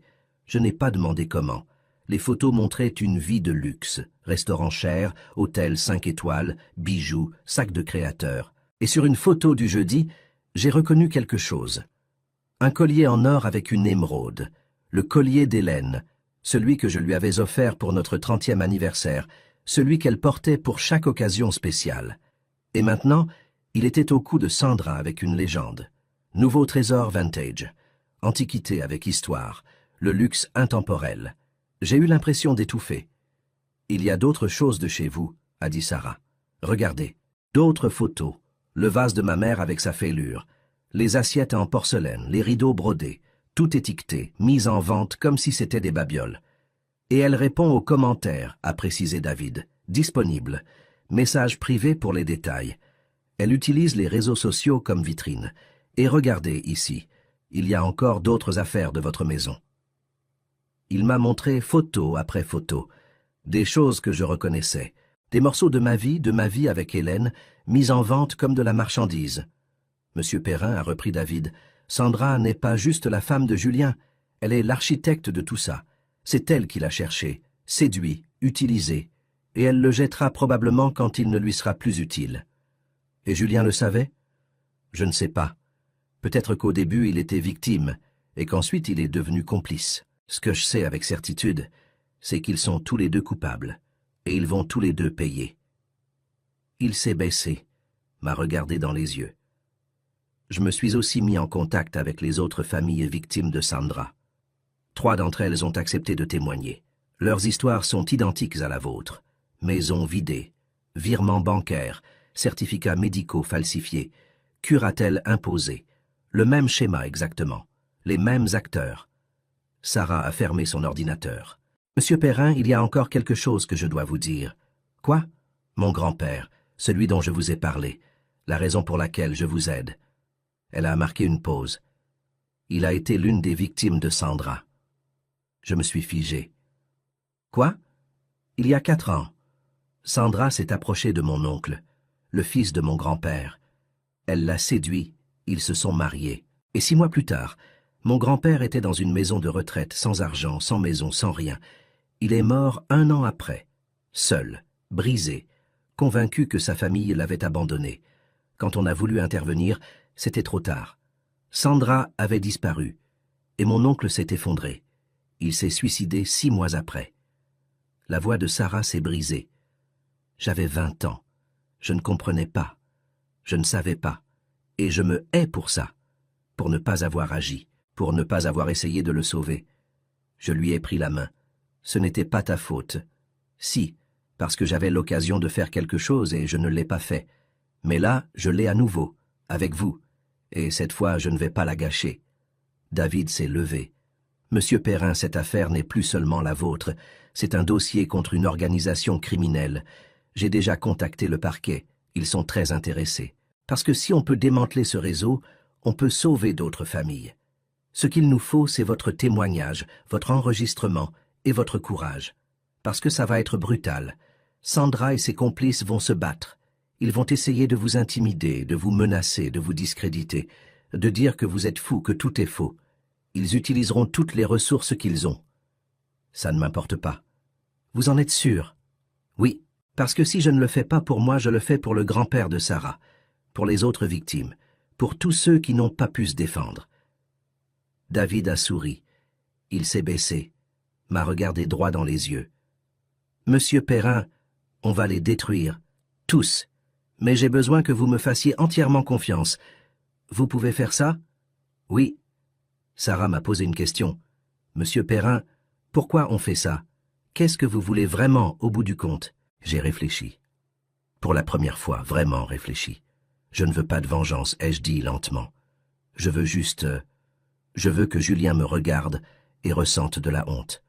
Je veux qu'il sache que ce qu'il a fait était mal, que ça m'a détruit, et que malgré tout je me suis relevé. J'ai combattu et j'ai gagné. C'est ça que je veux. David a ramassé ses papiers. Bon. Demain matin à 8 heures au tribunal. Amenez la clé USB, votre carte d'identité et votre courage, parce que vous allez en avoir besoin. Ils sont partis. Sarah est restée un moment de plus, assise en silence avec moi sur le sol vide. « Vous avez peur ?» m'a-t-elle demandé. « Oui. »« De quoi ?»« Que ça ne marche pas. Que Julien gagne et que je finisse à l'EHPAD, seul comme le grand-père de Sarah. Ça n'arrivera pas. »« Comment tu le sais ?»« Parce que cette fois, quelqu'un se bat. Cette fois, quelqu'un refuse de disparaître. Et cette personne, c'est vous. » Elle s'est levée. « Reposez-vous, monsieur Perrin. Demain, la guerre commence. » Je me suis couché tôt ce soir-là, le dimanche. J'ai essayé de dormir, mais je n'ai pas pu. Chaque fois que je fermais les yeux, je voyais Julien, à tous les âges.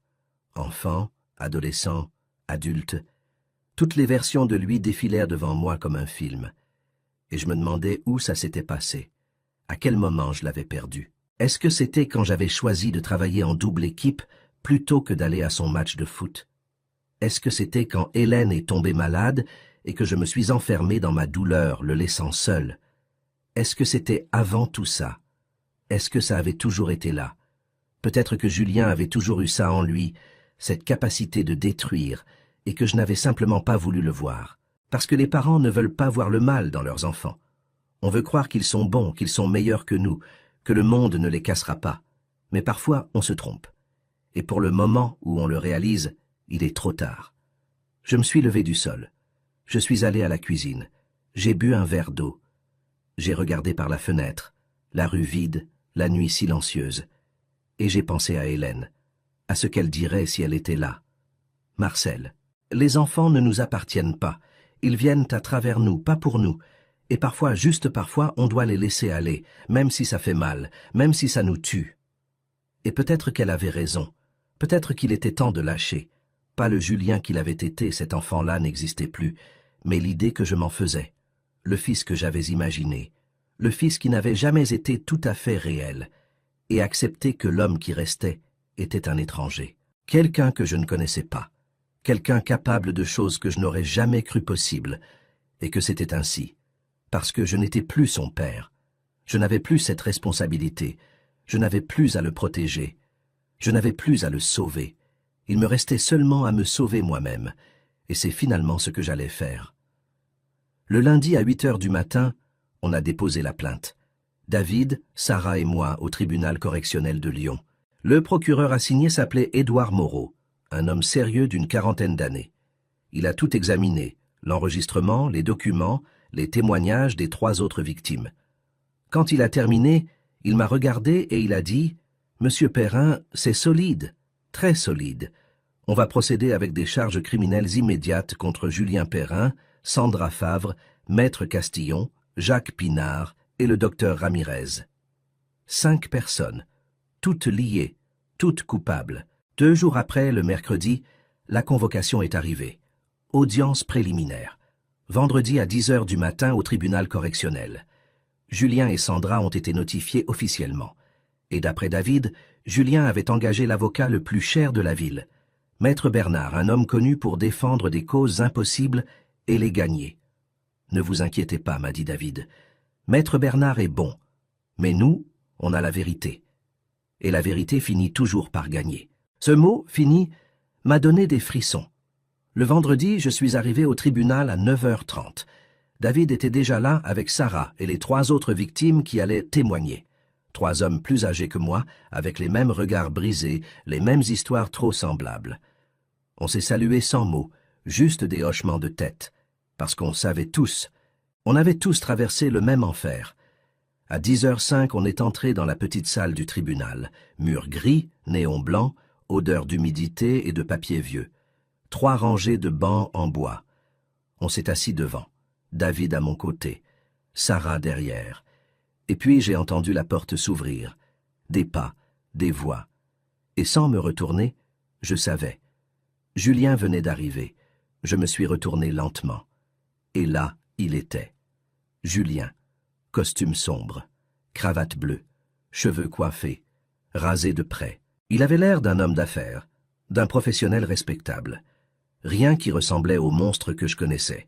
À son côté, Sandra, robe noire, talons, maquillage parfait, comme si elle se rendait à une réunion mondaine et non à une audience criminelle. Et derrière eux, Maître Bernard, grand, imposant, avec un sourire de confiance absolue. Julien m'a vu. Nos regards se sont croisés. Et pendant une seconde, une seule, j'ai vu quelque chose dans ses yeux. De la peur, peut-être du remords, peut-être de la honte. Mais aussitôt il a détourné le regard et s'est assis de l'autre côté de la salle, le plus loin possible de moi, comme si j'étais le criminel. Tout le monde debout, audience présidée par le juge Lefebvre. On s'est tous levés. Le juge est entré, un homme d'une 60aine d'années, cheveux blancs, lunettes épaisses, expression grave. Il s'est assis, a parcouru les documents devant lui. « Bonjour. Nous sommes réunis pour l'audience préliminaire de l'affaire 2025-366-47, le ministère public contre Julien Perrin et Sandra Favre pour les délits de vol aggravé, fraude, falsification de documents et association de malfaiteurs. Avant de continuer, est-il possible d'arriver à un accord entre les parties? Maître Bernard s'est levé. Oui, votre honneur.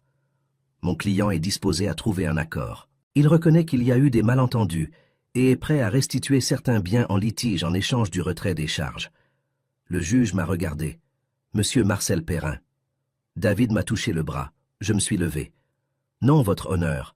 Aucun accord n'est possible. Le juge a hoché la tête. Très bien, procédons. Monsieur le procureur, présentez vos preuves. Le procureur Moreau s'est levé. Il a branché un ordinateur à un projecteur. Et mon salon est apparu sur le mur, vide dans la lumière froide du matin. Et la vidéo a commencé. Toute la salle s'est tue. On a vu Julien et Sandra entrer avec les cartons, avec les sacs. On les a vus travailler, rire, parler. Puis est arrivée la partie dans la cuisine, la conversation. Tu as signé les papiers? J'ai rendez-vous à l'étude notariale demain, je les dépose lundi. Et s'il refuse? Il ne pourra pas. J'ai tout, les faux messages, les témoignages des voisins, le certificat médical. Quel certificat médical? J'ai payé 1 000 € au docteur Ramirez. Il a signé un document disant que mon père souffre de démence sénile avancée. Le silence dans la salle était absolu, lourd, asphyxiant. Julien était pâle, la tête baissée, les mains serrées sur la table.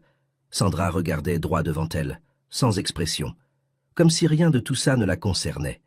La vidéo a continué. On a vu Julien falsifier les messages sur mon téléphone. On a vu Sandra essayer les bijoux d'Hélène. On a tout vu. Chaque seconde, chaque mot, chaque trahison. Quand c'était terminé, le juge a enlevé ses lunettes, les a nettoyées lentement et a parlé. « Monsieur Julien Perrin, avez-vous quelque chose à dire pour votre défense ?» Silence long, lourd. Julien ne bougeait pas. Maître Bernard lui a chuchoté quelque chose à l'oreille. Julien a secoué la tête. « Monsieur Perrin, je vous ai posé une question. » Julien a levé la tête, lentement. Il m'a regardé pour la première fois depuis qu'il était entré dans cette salle, et il a parlé. Sa voix est sortie rauque, brisée. C'était censé être à nous. Toute la salle s'est figée. « Quoi ?» a demandé le juge. « C'était censé être à nous. La maison, l'argent, tout. Maman n'était plus là, et lui, il me montrait du regard. Il allait mourir seul de toute façon. Dans quelques années, peut-être quelques mois, pourquoi attendre? Pourquoi faire semblant que ça m'importait, quand ça n'a jamais vraiment été le cas? Je me suis levé sans réfléchir, sans planifier. Comment tu peux dire ça? Ma voix est sortie plus haute que prévu. Monsieur Perrin, s'il vous plaît. Le juge a tenté de m'arrêter, mais je ne pouvais pas. Que tu ne m'as jamais aimé? Je t'ai élevé quand ta mère faisait des heures supplémentaires. Je t'emmenais à l'école. J'ai aidé pour tes devoirs. Je t'ai appris à faire du vélo, à utiliser les outils, à être un homme. Et tu dis que ça ne m'importait pas? Julien s'est levé aussi. On était debout tous les deux face à face. Tu n'étais jamais là, toujours au travail, toujours à l'atelier. C'est maman qui m'a élevé seule pendant que toi tu te noyais dans le boulot. Je travaillais pour te nourrir, pour te payer l'école, pour te donner un toit. Je n'ai rien demandé de tout ça. Je voulais juste que tu sois là, que tu me vois. Mais tu ne l'as jamais vraiment fait. Ordre. Le juge a frappé avec son marteau. 1 fois, 2 fois, 3 fois. Messieurs, asseyez-vous immédiatement. Je me suis rassis, tremblant, respirant trop vite. Julien aussi s'est assis, les larmes aux yeux. Et je ne savais plus si c'était réel ou du jeu. Je ne savais plus rien de mon fils. « Monsieur Julien Perrin, » a repris le juge, « vous déclarez, vous coupable des charges. » Maître Bernard s'est levé rapidement. « Votre honneur, mon client est sous pression et... » Julien l'a interrompu. « Si, je me déclare coupable. J'ai fait tout ce que la vidéo montre. Tout. Mais ce n'était pas par méchanceté. C'était parce que moi aussi je souffrais. Maman est morte et papa s'est enfermé. Il ne me laissait pas l'aider. Et Sandra, elle m'avait convaincu que c'était ce qu'il y avait de mieux. Pour tous les deux. Pour tous les deux, a repris le procureur calmement. Y compris la partie où vous planifiez de le mettre à l'EHPAD et de vendre sa maison? Julien n'a pas répondu. Il a juste baissé la tête. Je me suis levé. J'ai marché vers lui. David a essayé de me retenir. Mais je ne l'ai pas laissé. Je me suis posté devant Julien, si près que je voyais chaque détail de son visage. Les nouvelles rides, les cernes, la barbe mal rasée, et je lui ai parlé à voix basse. Rien que pour lui. Je te pardonne, Julien. Ses yeux se sont ouverts de surprise, parce que c'est ce que font les parents. Ils pardonnent toujours, même quand ils ne le devraient pas, même quand ça fait mal. Je me suis approché encore. Mais écoute-moi bien, tu n'es plus mon fils. Je ne sais pas ce que tu es, mais tu n'es plus mon fils. Parce que mon fils est mort le jour où tu es entré dans ma maison avec ces cartons, le jour où tu as décidé que ma vie ne valait rien. Je l'ai perdu ce jour-là, et il ne reviendra jamais. Alors oui, je te pardonne, mais ne te fais plus jamais appeler mon fils. Je me suis redressé, j'ai marché vers mon siège, je ne me suis pas retourné, je ne l'ai plus regardé. Le juge a rendu ses décisions. Gel des comptes de Julien et Sandra. Interdiction de s'approcher de moi et de ma maison. Interdiction de vendre tout bien lié à l'affaire. Caution fixée à 50 000 € pour chacun. Date du procès, 3 mois plus tard. Tout s'est passé vite, comme dans un rêve. Et quand le juge a frappé son marteau une dernière fois, l'audience est levée, j'étais déjà debout en train de marcher vers la sortie. Dehors, des journalistes, des caméras, des micros. David les avait prévenus comme il l'avait promis. Ils nous ont cernés. Monsieur Perrin, comment vous sentez-vous? Quel message avez-vous pour les autres familles qui vivent ça? Les questions venaient de partout. J'ai dit une seule chose. Une seule. Si quelqu'un traverse ça en ce moment, si quelqu'un sent que sa famille le trahit, ne restez pas silencieux.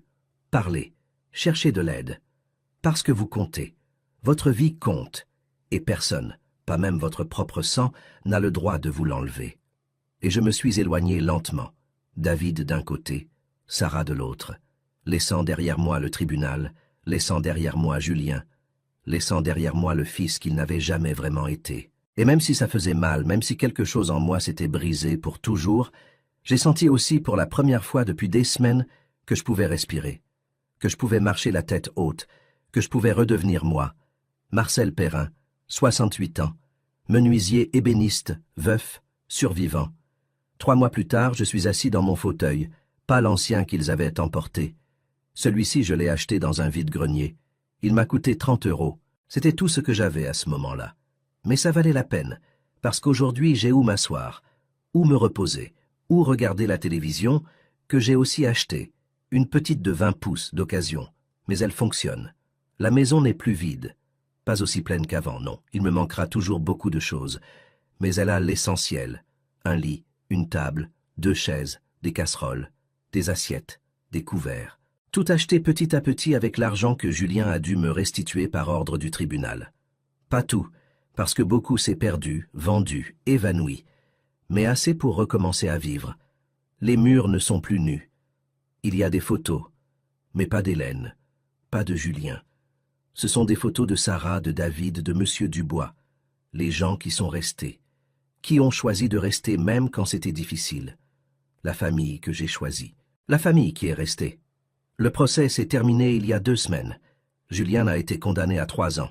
Le juge lui a accordé le bracelet électronique, considérant l'absence d'antécédents judiciaires. Mais il doit payer 25 000 € d'amende, la restitution complète de tout ce qui a été volé, plus 15 000 € de dommages moraux pour le préjudice psychologique subi. Sandra n'a pas eu cette clémence. Elle a été condamnée à 5 ans ferme, parce qu'on a prouvé qu'elle avait fait la même chose à 7 autres familles.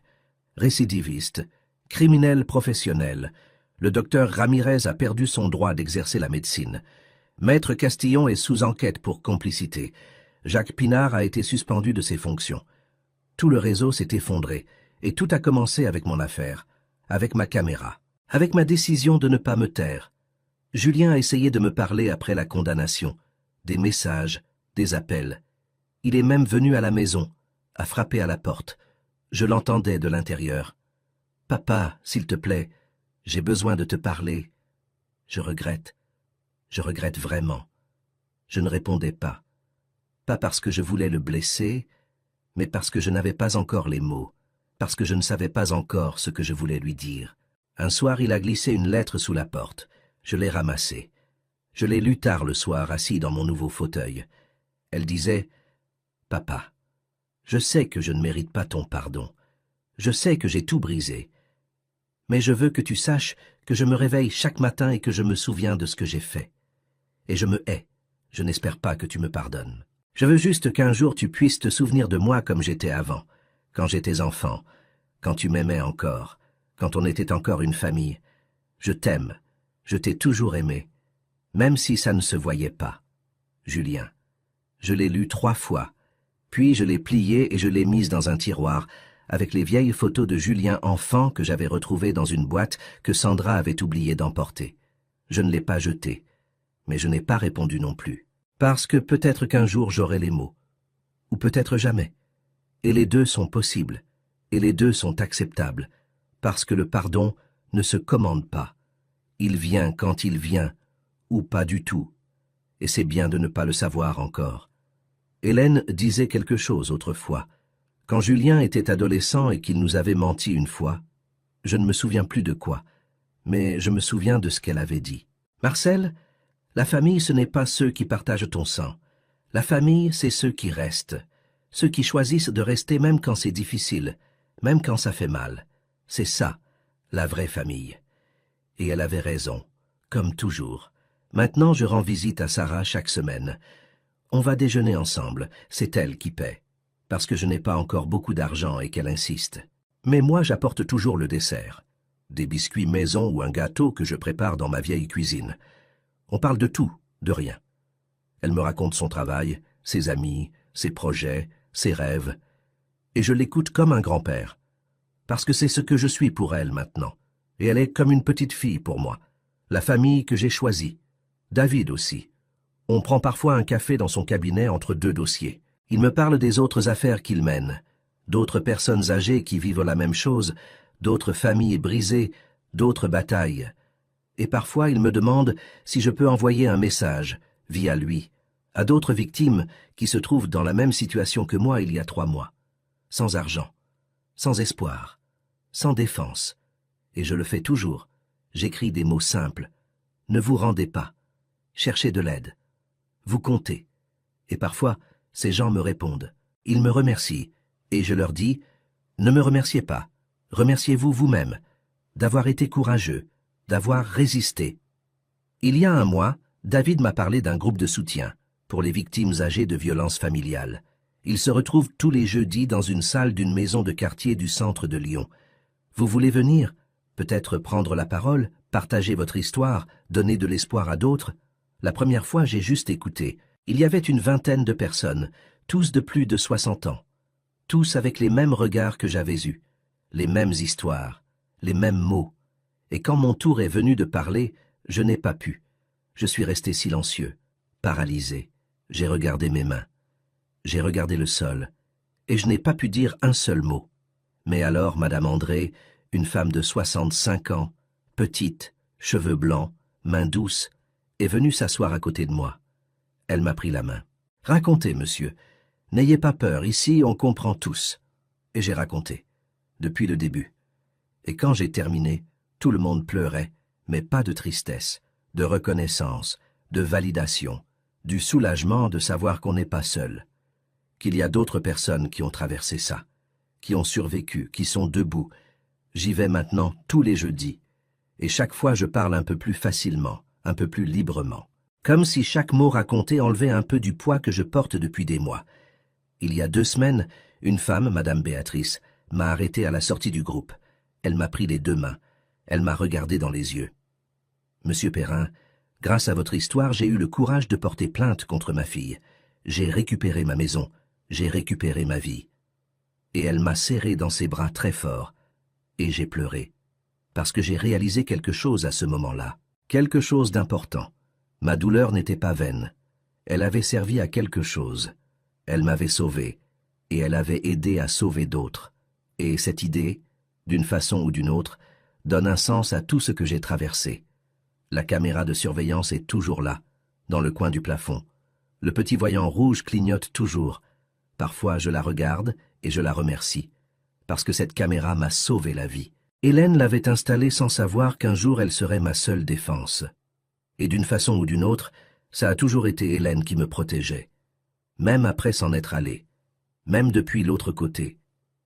Parfois je lui parle à voix haute, dans le salon vide, le soir, quand il n'y a personne pour m'entendre. Hélène, j'ai tenu bon, j'ai survécu. Je ne sais pas comment, mais j'ai survécu.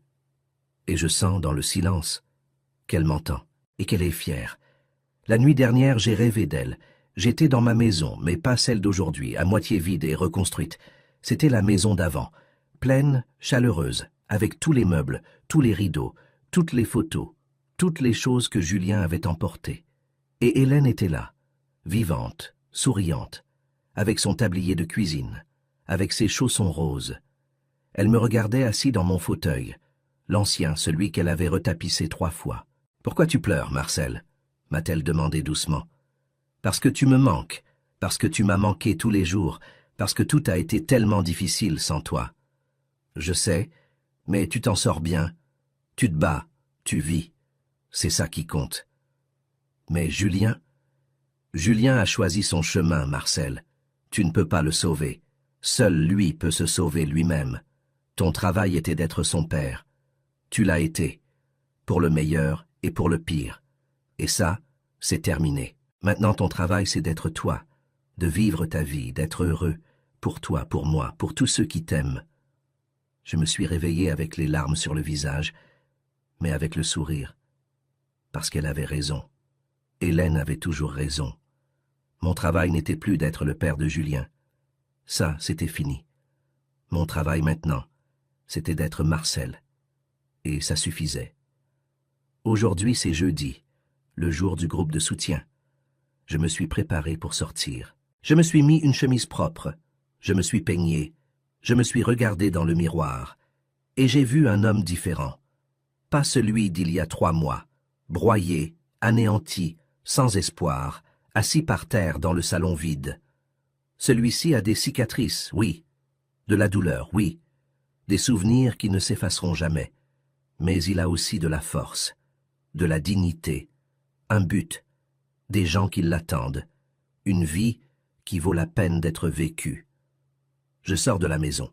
Je ferme la porte à clé, toujours à clé maintenant, parce que Julien n'a plus de copie. Il n'a plus accès. Il n'a plus aucun pouvoir sur moi. Je marche vers l'arrêt de bus, la tête haute, le soleil sur le visage, et la certitude que j'ai survécu, et que ça, en soi, c'est déjà une victoire, la plus grande de toutes.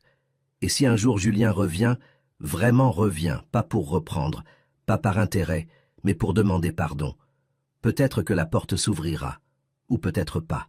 Je ne sais pas encore. Je n'ai pas à le savoir aujourd'hui.